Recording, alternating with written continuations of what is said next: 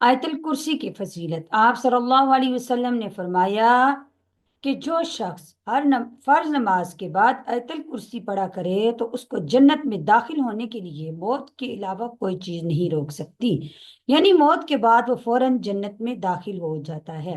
آیت الکرسی میں ہماری بہت سی مسٹیک ہیں، جیسے کہ لا تأخذہ سنۃ ولا نوم، صحیح عبارت اس طریقے سے ہے، جبکہ ہم پڑھتے ہیں لا تأخذہ سنۃ ولا نوم۔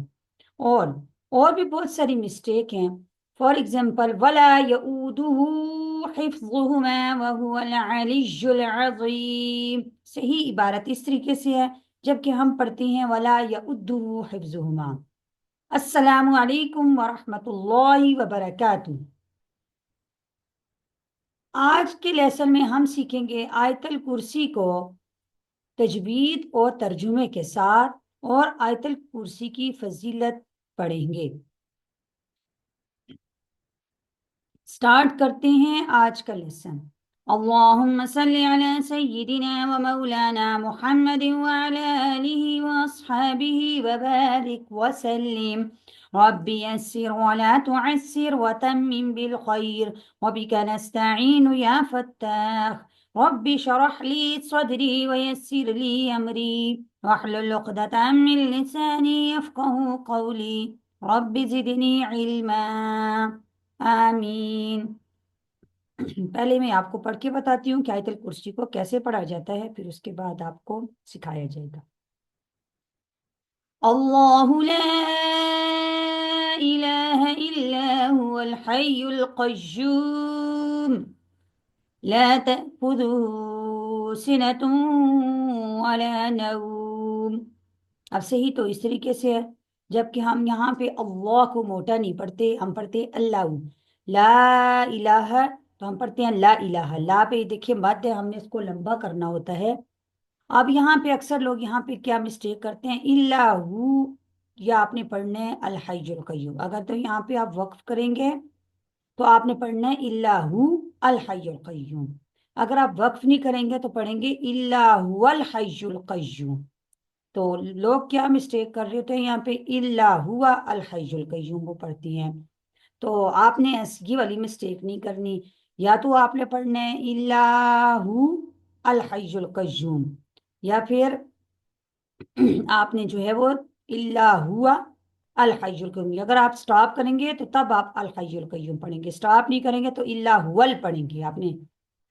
پھر آگے لا تأخذہ سنۃ ولا نوم۔ اب یہاں پہ دیکھیے سینۃ ہے، یہ تا کے اوپر دو پیش ہیں، لیکن یہاں پہ کیا مسٹیک ہو رہی ہوتی ہے، سینۃ ولا نوم۔ تو آپ نے سینۃ ولا نوم پڑھنا ہے، آپ نے اس کا جو ان کے رولز ہیں ان کا خیال کرنا ہے، آپ نے جہاں پہ جو ورڈ موٹا پڑھا جاتا ہے اس کو آپ نے موٹا کر کے پڑھنا ہے، اور جہاں پہ ذال ہے جیسے باریک پڑھی جا رہی ہے سافٹ کر کے ریڈ کرنا ہے اس کو۔ تو اب اس کا ترجمہ ہم پڑھتے ہیں کہ اللہ وہ ہے، لا الہ الا هو الحی القیوم، جس کے سوا کوئی معبود نہیں۔ حی القیوم وہ آپ زندہ اور اوروں کا قائم رکھنے والا ہے، یعنی خود وہ زندہ ہے اوروں کو قائم رکھنے والا ہے۔ لا تاخذو سنۃ ولا نوم، نہ اس کو اونگ آتی ہے، سینہ کہتے ہیں اونگ کو، ولا نوم اور نہ اسے نیند آتی ہے۔ لہو ما فی السماوات وما فی الارض۔ اب صحیح تو ایسے ہوتا ہے، مسٹیک کیا ہو رہی ہوتی ہے، لہو ما فی السماوات وما فی الارض، لہو نہیں ہوتا، لہو اپنے اس کو تھوڑا سا کھینچ کے پڑھنا ہے، لہو ما فی السماوات وما فی الارض، اسی کا ہے جو کچھ آسمانوں میں ہے اور جو کچھ زمین میں ہے۔ من ذا الذی یشفع عنده الا بإذنہ۔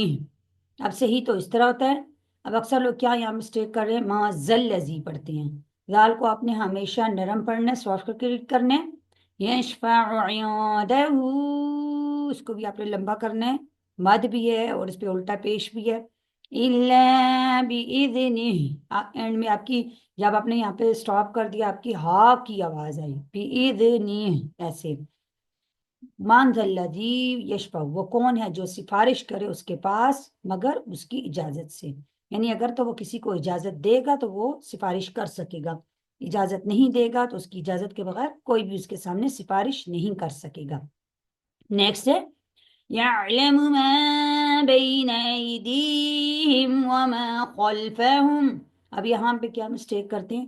يعلم ما بين أيديهم وما خلفهم، أيديهم یا ساکن ہے، اس سے پہلے ورڈ کے نیچے زیر ہے تو ہم نے اس کو تھوڑا سا کھینچ کے پڑھنا ہے۔ يعلم ما بين أيديهم وما خلفهم، جانتا ہے جو کچھ اس کے آگے ہے، ان کے آگے ہے، وما خلفهم اور جو کچھ ان کے پیچھے ہیں، یعنی اللہ تعالیٰ تمام چیزوں کو جاننے والا ہے، اگلی اور پچھلی چیزوں کو۔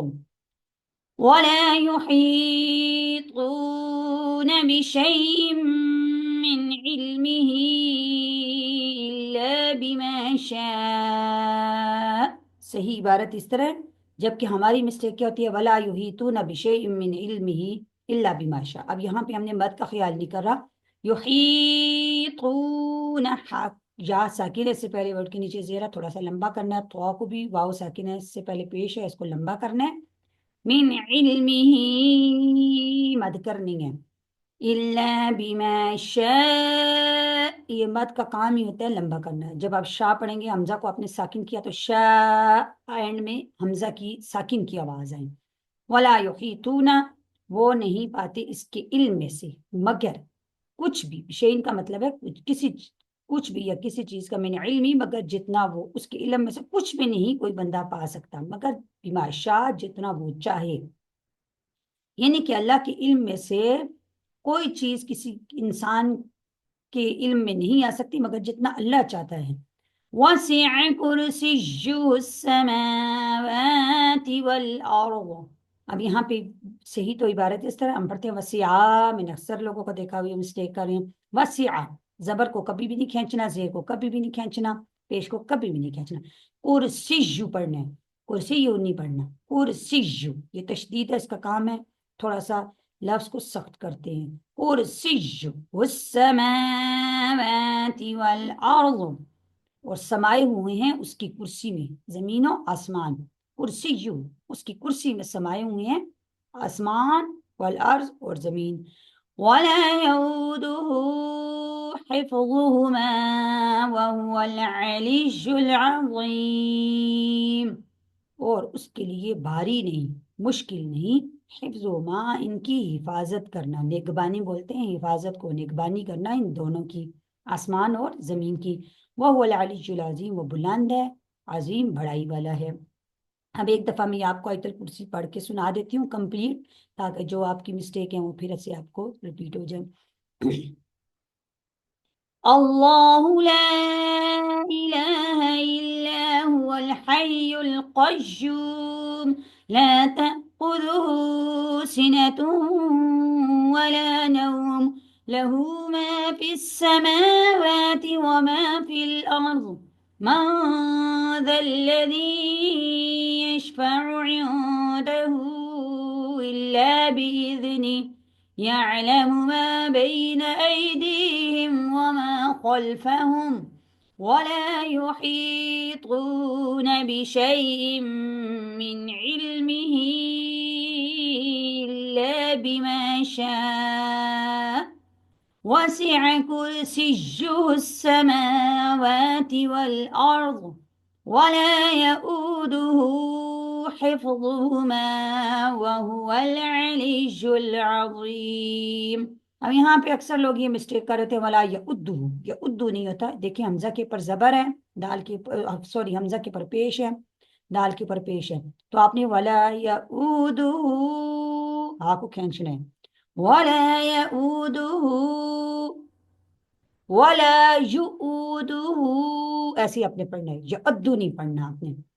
اب آیت الکرسی کی تو بہت زیادہ فضیلت ہے، آپ صلی اللہ علیہ وسلم نے فرمایا کہ قرآن کریم میں ایک آیت ایسی ہے کہ جو سیدہ آیات القرآن ہے، یعنی اس کو آیتوں کی سردار کہا جاتا ہے، وہ جس گھر میں پڑھی جائے شیطان اس گھر سے نکل جاتا ہے۔ اور ایک دوسری روایت میں آپ صلی اللہ علیہ وسلم نے فرمایا کہ جو شخص ہر فرض نماز کے بعد آیت الکرسی پڑھا کرے گا، اس میں اور جنت میں داخل ہونے کے لیے صرف موت کا راستہ ہے، یعنی ایک موت ہے جو درمیان میں حائل ہے، موت کے علاوہ اس کو جنت میں داخل ہونے سے کوئی چیز نہیں روک سکتی۔ اور ایک اور روایت میں ہے، آپ صلی اللہ علیہ وسلم نے فرمایا کہ حضرت ابو ہریرہ کی روایت ہے کہ ابو ہریرہ یہ فرماتے ہیں کہ نبی صلی اللہ علیہ وسلم نے مجھے زکوٰۃ کے مال پر نگبان یعنی محافظ مقرر کیا کہ تم ان کی حفاظت کرو۔ تو رمضان کا مہینہ تھا، میں جب رات ہو گئی تو میں نے دیکھا کہ ایک شخص آ گیا اور اس نے آ کے جو زکوٰۃ کے مال سے غلہ تھا اس کو ڈالنا شروع کر دیا۔ جب میں نے اس کو پکڑا تو وہ بولنے لگا کہ میں عیالدار ہوں، میں محتاج ہوں، تو مجھے چھوڑ دو، میرے پاس کھانے پینے کے لیے کچھ نہیں ہے۔ تو میں نے اس کو چھوڑ دیا، یعنی میں نے جب اس کو پکڑا تو میں نے یہ کہا میں تمہیں نبی صلی اللہ علیہ وسلم کے پاس لے کے جاؤں گا۔ جب اس نے اپنی مجبوریاں مجھ سے بیان کی تو مجھے اس پہ رحم آ گیا، میں نے اس کو چھوڑ دیا۔ حضرت ابو ہریرہ فرماتے ہیں کہ جب صبح ہوئی تو میں نبی صلی اللہ علیہ وسلم کی خدمت میں حاضر ہوا تو آپ صلی اللہ علیہ وسلم نے مجھ سے خود کہا کہ ابو ہریرہ رات والے تمہارے قیدی کا کیا بنا؟ میں نے کہا یا رسول اللہ اس طرح آیا تھا اور اس نے مجھ سے اپنی جو ہے وہ پریشانی بیان کی، اس نے بولا میں بڑا محتاج ہوں، تو میں نے اس کو چھوڑ دیا۔ نبی صلی اللہ علیہ وسلم نے فرمایا آج وہ پھر آئے گا۔ ابو ہریرہ فرماتے ہیں کہ رات ہوئی، میں نے دیکھا کہ دوبارہ وہ شخص آ گیا اور اس نے اسی طرح غلہ چوری کرنا شروع کر دیا۔ تو میں نے کہا کہ کل بھی تم آئے تھے تو آج تو میں تمہیں ہر صورت میں نبی صلی اللہ علیہ وسلم کے پاس لے کے جاؤں گا۔ تو پھر اس نے مجھ سے وہی مجبوریاں پیش کی کہ میں بڑا محتاج ہوں، میرے بچے ہیں، میں غریب بندہ ہوں، تو میں نے اس کو چھوڑ دیا۔ صبح ہوئی تو نبی صلی اللہ علیہ وسلم کی خدمت میں دوبارہ حاضر ہوا تو آپ صلی اللہ علیہ وسلم نے پھر سے مجھے یہ بات کہی کہ ابو ہریرہ رات والے تمہارے قیدی کا کیا بنا؟ تو میں نے سارا قصہ حضرت محمد صلی اللہ علیہ وسلم کو سنا دیا۔ تیسرا روز ہوا تو رات کو پھر وہ آ گیا اور ہر دفعہ وہ یہ کہ وعدہ کر کے جاتا تھا کہ میں دوبارہ نہیں آؤں گا۔ تیسرا روز ہوا جب وہ پھر آ گیا، میں نے اس کو پکڑ لیا، میں نے اس سے یہ کہا کہ آج تو تجھے ہر صورت میں نبی صلی اللہ علیہ وسلم کے پاس لے کے جاؤں گا۔ پھر میری منت سماجت کرنے لگا تو میں نے اس سے کہا کہ نہیں آج تمہاری خیر نہیں ہے۔ تو اس نے کہا تم مجھے چھوڑ دو، میں تجھے ایک ایسی آیت بتاتا ہوں کہ جو جب تو پڑھے گا تجھے لیے فائدہ ہی فائدہ ہوگی۔ اگر تو رات کو اپنے بستر پر جانے سے پہلے وہ آیتیں پڑھ لے گا، وہ آیت پڑھ لے گا تو ساری رات اللہ تعالیٰ کی طرف سے تجھ پر ایک نگران مقرر کر دیا جائے گا، تیری حفاظت کرے گا۔ پھر اس نے مجھے اللہ لا الہ الا هو الحی القیوم لا تأخذه سنة ولا نوم یہ بتائی۔ جب صبح ہوئی نبی صلی اللہ علیہ وسلم کی خدمت میں گیا تو آپ صلی اللہ علیہ وسلم نے مجھ سے پھر وہی بات دہرائی۔ میں نے کہا یا رسول اللہ آج وہ آیا تھا لیکن میں نے اس کو پکڑنے کے لیے آپ کے پاس لے کے آنا تھا۔ اس نے مجھے یہ بولا کہ میں تجھے ایسی آیات بتاؤں گا کہ جو تیری حفاظت کریں گی، جب تو بستر پر جانے سے پہلے ان کو پڑھ لے گا۔ تو آپ صلی اللہ علیہ وسلم نے فرمایا یہ بات تو وہ شخص تو جھوٹا ہے لیکن جو بات اس نے کہی ہے وہ بات اس نے سچ کی ہے۔ اے ابو ہریرہ تجھے پتا ہے کہ وہ کون تھا؟ انہوں نے کہا یا رسول اللہ نہیں۔ آپ صلی اللہ علیہ وسلم نے فرمایا کہ وہ شیطان تھا۔ ہے تو شیطان جھوٹا لیکن اس نے جو تم سے یہ بات کہی ہے کہ تم آیت الکرسی پڑھ لو گے تو اللہ کی حفظ و امان میں آ جاؤ کہ یہ بات اس نے تم سے سچ کی ہے، اور یہ حدیث بخاری شریف کی ہے۔ تو ایک اور حدیث میں بھی ہے کہ آپ صلی اللہ علیہ وسلم نے فرمایا کہ جو شخص اپنے بستر پر جانے سے پہلے آیت الکرسی پڑھ لیتا ہے، اگر وہ ایک مرتبہ پڑھ لیتا ہے تو اس سے اس کی اور اس کے گھر کی حفاظت ہو جاتی ہے، یعنی اللہ تعالیٰ اس کے لیے اللہ تعالیٰ کی حفظ و امان میں وہ آ جاتا ہے۔ اگر وہ 2 مرتبہ پڑھ لیتا ہے تو اس سے اس کے محلے کی حفاظت ہو جاتی ہے۔ اگر وہ 3 مرتبہ آیت الکرسی کو پڑھ لیتا ہے تو ساری بستی کی حفاظت ہو جاتی ہے۔ اور یہ بھی حدیث میں آیا ہے کہ جس گھر میں آیت الکرسی پڑھی جاتی ہے اللہ تعالیٰ اس کو شیاطین سے، جنوں سے محفوظ کر لیتی ہے، اس پہ جادو تویز یہ چیزیں اثر نہیں کرتی، کیونکہ اب آیت الکرسی میں اب میں آپ کو بتاؤں کہ آیت الکرسی میں بیان کیا ہوا ہے۔ آیت الکرسی میں اللہ کی توحید کا، اللہ کی صفات کا ایک عجیب و غریب انداز میں بیان کیا گیا ہے، جس میں اللہ کا موجود ہونا، زندہ ہونا، اللہ کا سمیع و بصیر ہونا، واجب الوجود ہونا، ہمیشہ قائم و دائم رہنا، سب کائنات کا خالق ہونا، تاثرات سے بالا تر ہونا، تمام کائنات کا مالک ہونا، صاحب عظمت اور جلال ہونا، اور اس کے آگے کوئی بغیر اس کی اجازت کے بول نہیں سکتا۔ ایسی قدرت کاملہ کا مالک ہونا کہ سارے عالم اور اس کی کائنات کو پیدا کرنے، باقی رکھنے، ان کا نظام قائم رکھنے سے نہ اس کو کوئی تھکان پیش آتی ہے نہ سستی، اور ایسے علم محیط کا مالک ہے کہ جس سے کوئی کھلی یا چھپی چیز کا کوئی ذرہ یا قطرہ بھی باہر نہیں۔ یہ تو ایک اجمالی مفہوم ہے کہ اس آیت الکرسی میں یہ چیزیں بیان کی گئی ہیں، یعنی اللہ تعالیٰ تمام جہانوں کا مالک ہے، اور ایسا مالک ہے کہ نہ اس کو تھکان آتی ہے۔ اونگ جو ہوتی ہے نا، سینتوں والا نو، اس کو بولتے ہیں اونگ، نیند سے پہلے تھوڑی سی انسان کو اونگ آتی ہے، تو اللہ جل شانہ اونگ اور نیند سب سے بالا تر ہے، یعنی کہ اللہ جل شانہ سارے آسمان و زمینوں اور اس تمام کائنات کو تھامے ہوئے سنبھالے ہوئے ہیں، اور اتنے سارے یعنی کام کر رہا ہے، تو انسان کا یہ خیال ہو سکتا تھا کہ شاید کہ اللہ تعالیٰ اتنا کام کر رہے ہیں تو تھکان بھی ہونی چاہیے۔ نہیں، اللہ تعالیٰ کو کوئی آرام کی ضرورت نہیں، اللہ تعالیٰ کو نیند تو کیا اونگ بھی نہیں آ سکتی۔ تو اس آیت الکرسی میں اللہ تعالیٰ کی صفات اور اللہ تعالیٰ کی توحید بیان کی گئی ہے۔ تو آیت الکرسی کو اپنی زندگیوں میں پڑھنے کا معمول بنا لیں، آیت الکرسی کو ہر فرض نماز کے بعد پڑھنے کا معمول بنائیں، لیکن آپ آیت الکرسی کے تبرکات اس وقت حاصل کر سکتے ہیں جب آیت الکرسی کو آپ اچھے طریقے سے پڑھیں گے۔ پہلے آپ نے اپنی مسٹیک اس سے نکالنی ہے، اور پھر آپ نے اس کو اپنی زندگی کا معمول بنا لینا ہے۔ جب بھی بستر پہ جائیں سونے کے لیے تو آپ نے آیت الکرسی پڑھنی ہے، جب بھی آپ فرض نماز پڑھیں تو اس کے بعد آیت الکرسی ضرور پڑھیں۔ انشاءاللہ اس کے فائدے آپ دنیا میں بھی دیکھیں گے اور آخرت میں تو خود ہی دیکھیں گے۔ امید ہے کہ آج کا لیسن آپ کو سمجھ آ چکا ہوگا۔ اللہ تعالیٰ سے دعا ہے کہ اللہ تعالیٰ ہمیں قرآن کو سمجھنے، اس پر عمل کرنے کی توفیق عطا فرمائے۔ السلام علیکم ورحمۃ اللہ وبرکاتہ۔